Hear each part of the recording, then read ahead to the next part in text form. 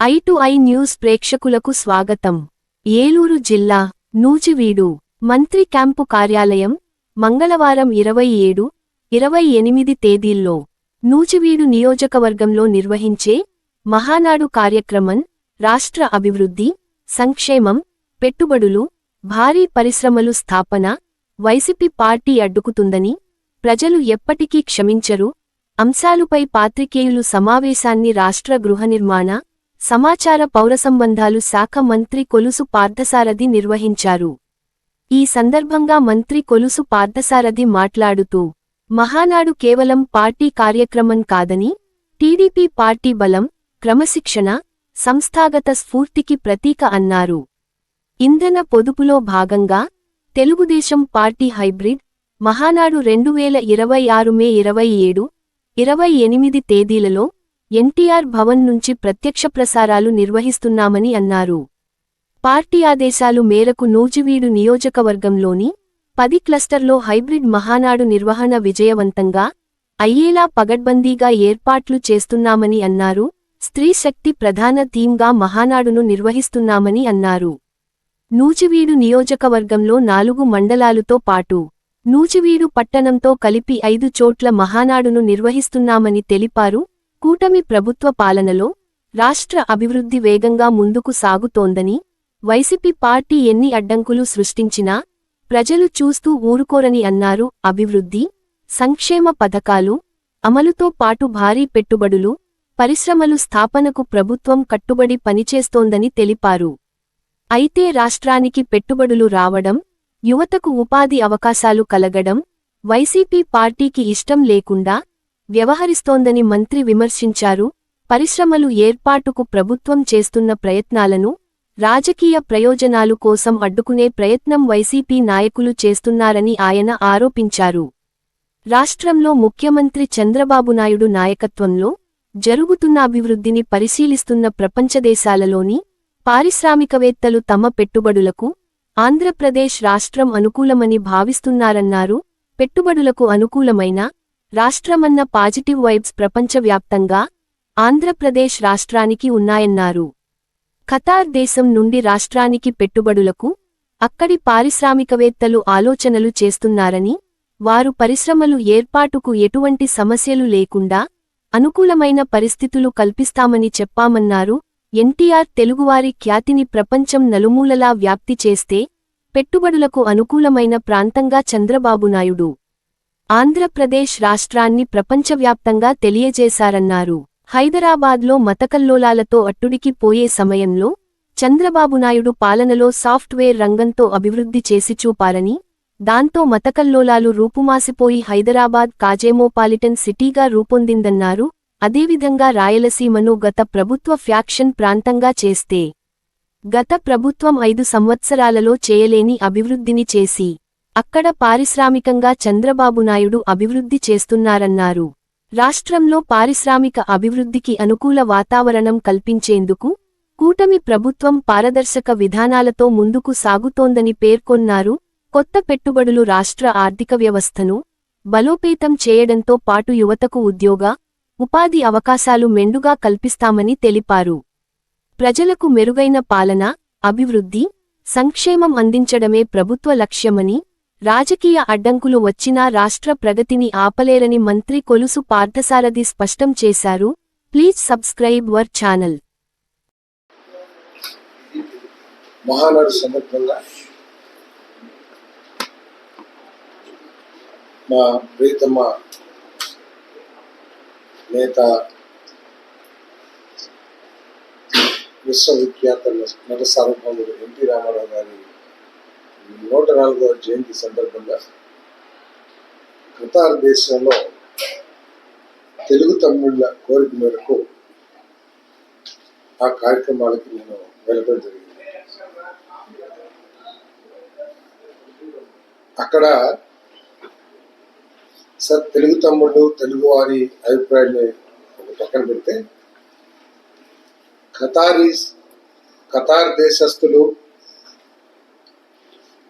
మన దేశంలో ఇతర ప్రాంతాల నుంచి వెళ్ళి అక్కడ వ్యాపారాత్మకంగా, ఉద్యోగపరంగా ఒక మంచి స్థితిలో ఉన్నవాళ్ళు మన రాష్ట్రం గురించి, మన ముఖ్యమంత్రి గారి కార్యక్రమాల గురించి చాలా గొప్పగా చెప్పుకుంటుంటే నాకు చాలా ఆనందం వేసిందని చెప్పేసి తెలియజేస్తా ఉన్నాను. వారందరూ కూడా వారికి వారే ఇంట్రెస్ట్తో ఏంటి చాలా మార్పు వచ్చిందంట ఆంధ్రప్రదేశ్లో. ఈ 2 సంవత్సరాల్లో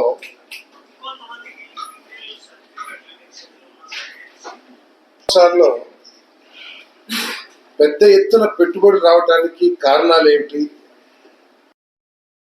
తమిళనాడుకు చెందిన వ్యాపారవేత్తలైతే ఒకంత బాధగా మా రాష్ట్రానికి రావాల్సిన డిఫెన్స్ ఫ్యాక్టరీ కూడా మీరు తీసుకువెళ్ళారు కదా అనే విధంగా వాళ్ళు మన రాష్ట్రం గురించి చర్చించుకుంటారని చెప్పేసి మనం చేస్తాను. ఖతార్ ఇన్వెస్ట్మెంట్ కి సంబంధించిన సంస్థకి సంబంధించిన అధికారులు కూడా కొంతమంది కలవటం జరిగింది. వారు అన్ని దేశాల్లో కూడా పెట్టుబడులు పెట్టే ప్రోగ్రాంలో లేకపోతే పాలసీలో వాళ్ళు పనిచేస్తూ ఉన్నారు. ఆ సంస్థకి సంబంధించిన కొంతమంది నాకు చేసిన సూచన ఏంటంటే, తప్పకోకుండా మా దేశం కూడా ఆలోచించేస్తుంది.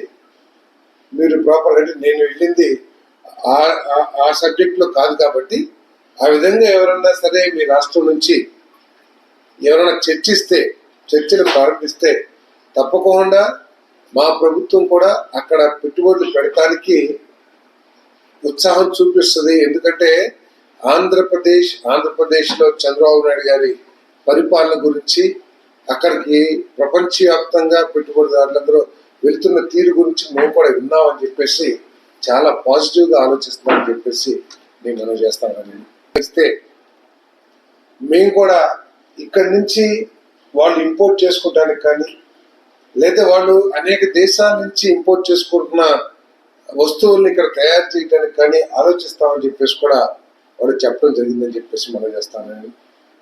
అంటే తెలుగువాడి ఖ్యాతి, ఒకప్పుడు తెలుగువాడి ఖ్యాతి ఎన్టీ రామారావు గారు ఏ విధంగా అయితే ప్రపంచ నలుమూలన వ్యాపింప చేశారు, ఈరోజు సాంకేతికంగా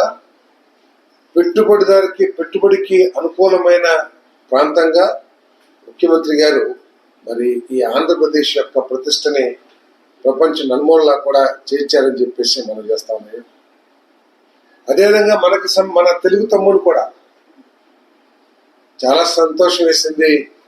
అక్కడ పెద్ద సంస్థల్లో అత్యున్నత స్థానాల్లో కూడా మన తెలుగు వారు ఉండటం చాలా ఆనందంగా అనిపించిందని చెప్పేసి మనం చేస్తాం. వారు నన్ను అడిగింది ఒకటే, మాకు ఇన్వెస్ట్మెంట్ చేయాలని ఉందండి, మా రిటైర్మెంట్ తర్వాత అంటే 60 years తర్వాత మేము అక్కడికి వచ్చి ఏదైనా పెట్టుబడి పెడతామో లేకపోతే ఏదైనా వ్యాపారం చేస్తామో కావాలని చెప్పేసి మాకు ఆలోచన ఉంది. ఏ విధంగా తెలుసుకోవాలి, ఎవరిని కాంటాక్ట్ చేయాలని చెప్పేసి ఉత్సాహం కూడా వాళ్ళందరూ కూడా చూపించారని చెప్పేసి మనం చేస్తాం. వాళ్ళందరూ కూడా ఆలోచన చేస్తున్నారు. ఈరోజు రాష్ట్రంలో జరుగుతున్న అభివృద్ధి కానివ్వండి, రాష్ట్రానికి సంబంధించిన వార్తలు ఏదైతే వారు వింటూ ఉన్నారో దానికి వారందరూ కూడా అట్రాక్ట్ అయ్యి ఈ రాష్ట్రానికి వచ్చి పెట్టుబడులు పెట్టాలనే ఆలోచనలోకి అందరూ కూడా ప్రపంచవ్యాప్తంగా వస్తున్నారని చెప్పేసి కూడా నేను ఈ సందర్భంగా తెలియజేస్తా ఉన్నాను. మరి ఈ కొంతమంది నా దృష్టికి కూడా తీసుకొచ్చారు, ముఖ్యమంత్రి గారి దృష్టికి కూడా తీసుకెళ్తారు. వారు దూర ప్రాంతంలో ఉంటారు కాబట్టి వారితో ఇక్కడ ఇన్వెస్ట్మెంట్ చేపించి కొంత ఇబ్బందికర పరిస్థితులు కొంతమంది సృష్టిస్తున్నారు. వారి మీద కొద్దిగా చర్యలు తీసుకోవాలని చెప్పేసి కూడా నన్ను కోరడం జరిగింది. నేను తప్పకుండా మరి గత 4-5 సంవత్సరాల్లో ఆ విధంగా చేశారు. అప్పటి నుంచి కొంచెం మేము జాగ్రత్తగా ఉంటున్నామని చెప్పారు.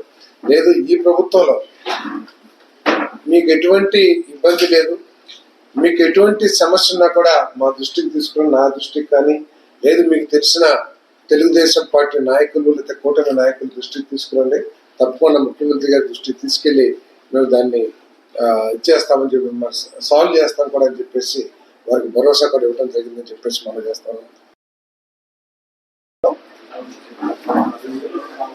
అది చాలా దురదృష్టకరం. ఎప్పుడో 3-5-6 సంవత్సరాల క్రితమే పూర్తి చేసి లబ్ధిదారులకు అందించాల్సిన ఇల్లు మరి ఇప్పటి వరకు కూడా పూర్తి కాకపోవడం చాలా బాధాకరం.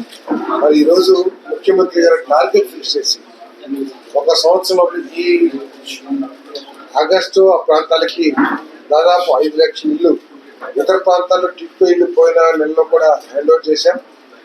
మరి ఆగస్టు ఆ ప్రాంతంలో మరి 2 లక్షలు 5 లక్షలు మొత్తం టిట్కో ఇల్లు కొన్ని, అదేవిధంగా పిఎంఈవై కింద నిర్మిస్తున్న ఇల్లు ఇవన్నీ కలిపి 5 లక్షలు మరి లబ్ధిదారులకు అందించాలని చెప్పేసి ప్రయత్నం చేస్తున్నాం.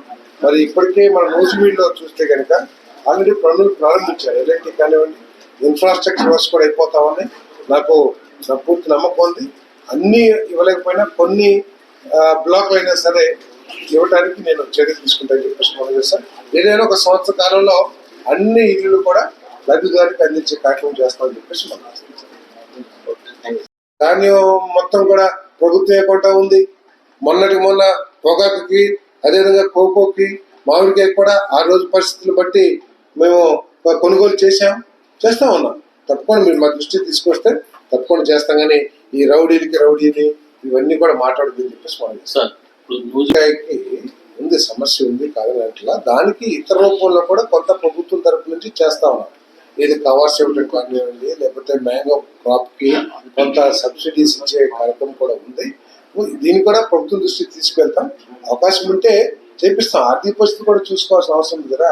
మన నూజివీడు నియోజకవర్గంలో 70% సీడ్, మన మేజ్ మొక్కజొన్న పండిస్తారు. దానికి ఎటువంటి సమస్య లేదని చెప్పేసి కూడా బాగానే ఉందని చెప్పేసి రైతులు ఉన్నారు. అదేవిధంగా పాప్కార్న్ ఒక 10-15% చేస్తాను. దాని ఆ రైతులు కూడా ఇబ్బందికరంగా ఏం లేరు. కొంత ఒక 10-15% ఏదైతే కమర్షియల్ మేజ్ పండిస్తారో వాళ్ళు కొంత ఇబ్బందికరంగా ఉన్నమాట వాస్తవమే. దానికి ముఖ్యమంత్రి గారు ఇప్పటికి, ఎందుకంటే ఎంఎస్పి అనేది కేంద్ర ప్రభుత్వం ఫిక్స్ చేస్తుంది కాబట్టి మరి కేంద్ర ప్రభుత్వానికి ఇప్పటికే లేఖ రాస్తున్నారు ముఖ్యమంత్రి గారు. దానికోసం కూడా ఎదురు చూస్తామని చెప్పేసి మనం చేస్తాను. మరి రేపటి నుంచి జరిగే మహానాడు ఉంది. ఒకసారి సమాధానం చెప్పండి దొరగారు. ఈ జిల్లాలకు మన ఏలూరు జిల్లాలో అత్యధికంగా పండే పంట వరి. మీరు కనీసం సమయానికన్నా సరే డబ్బులు ఇచ్చారని అడుగుతున్నాను. ఆ రోజు 1100-1200 కూడా కొంటే మీరు చేతులెత్తేసి కళ్ళప్పగట్టి అప్పగిచ్చి చూశారు తప్పితే మీరు ఎక్కడన్నా ధాన్యం కొన్నారని అడుగుతున్నాను. ఒకవేళ కొంత కొంటే మీరు 6 నెలలకు కూడా డబ్బులు ఇవ్వకపోతే అసలు మీరు రైతు అనుకూల పార్టీగా ప్రయత్నం చేస్తానికి మీరు మొసలి కన్నీరు కారుతున్నారు తప్పితే మీకు రైతుల పట్ల ఎటువంటి ఇది లేదని చెప్పేసి మనం చేస్తాను.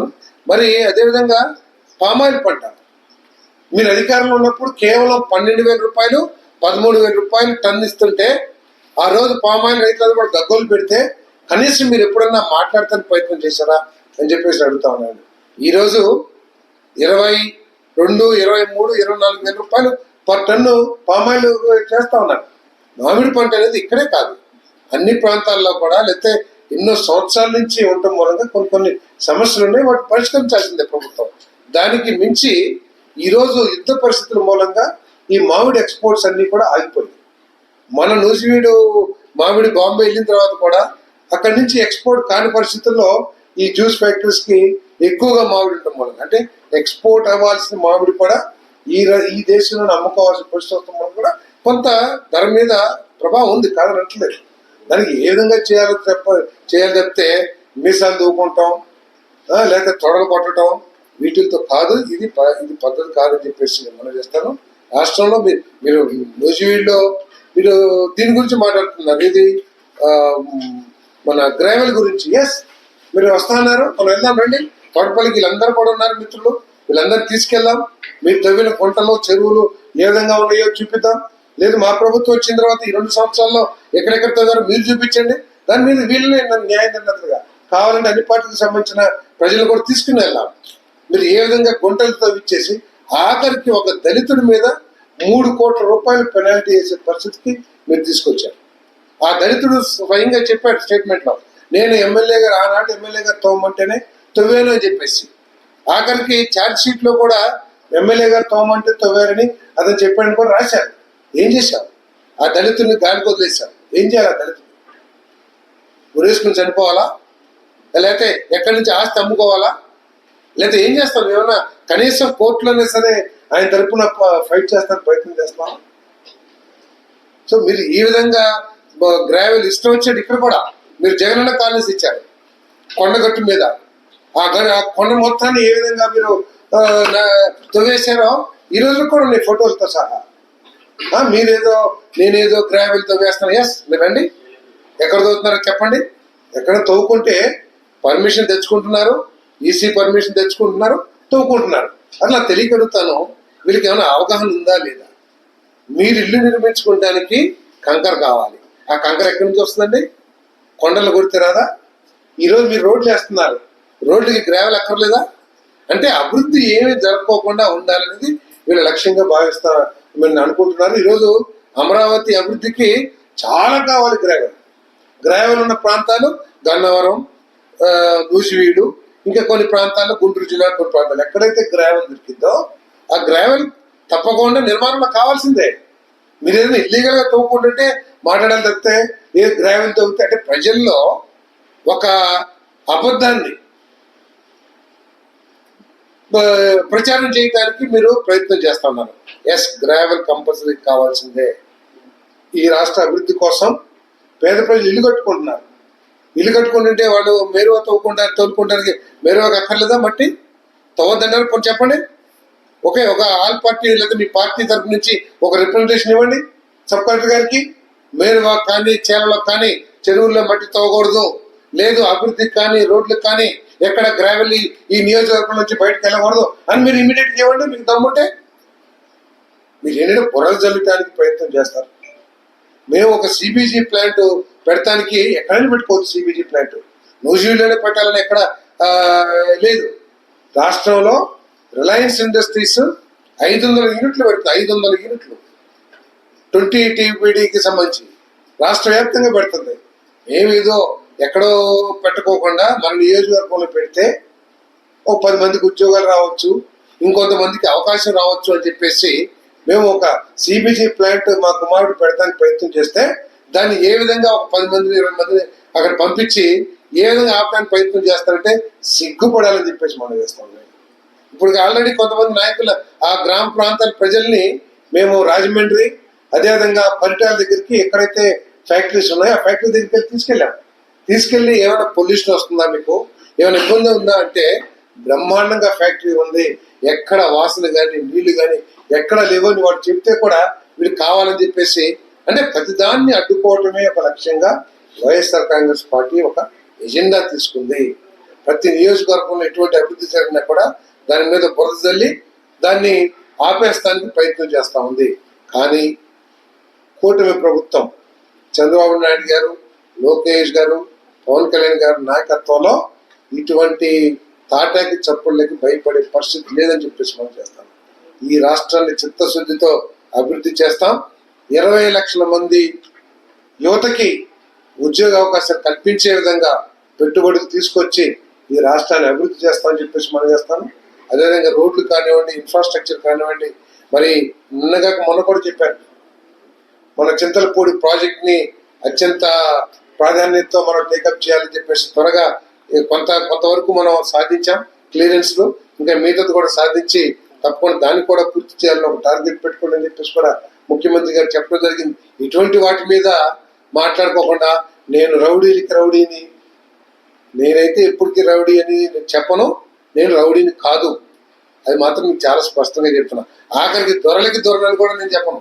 నేను చెప్పాను నేను దొరను కాదు పాలేరుని అని చెప్పేసి ఎన్నికలను చెప్పొచ్చాను. కాబట్టి మీరు ఆవేశపడిపోయి మీరు తొడలు కొట్టుకుంటాం, లేకపోతే ఆఖరికి మీరు ఎంత గనులంటే దువ్యం చూపించి కూడా బెదిరించగలిగిన రౌడీజం చేయగలిగిన వ్యక్తులు.